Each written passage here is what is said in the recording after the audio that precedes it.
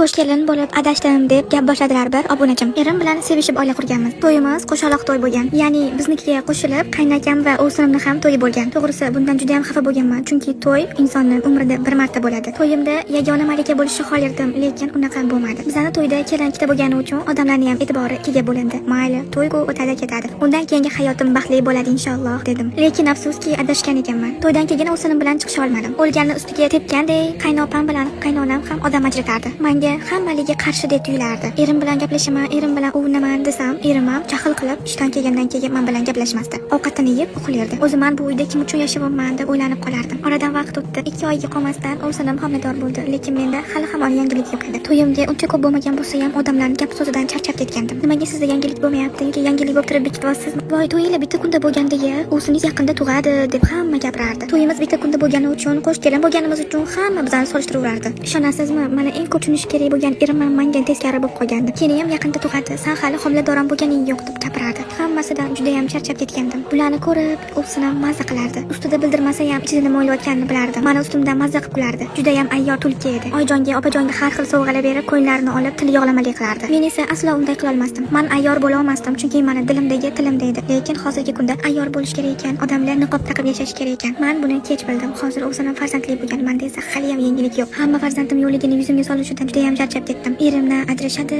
na baxtli qiladi. Ajrashsammikan yoki-da Allohim qadariga sabr qilsammikan deb o'ylanib qoldim. Deb gaplarini tugatdilar. Sizlar nima deb o'ylaysizlar? Bunaqa vaziyatda nima qilishlari kerak?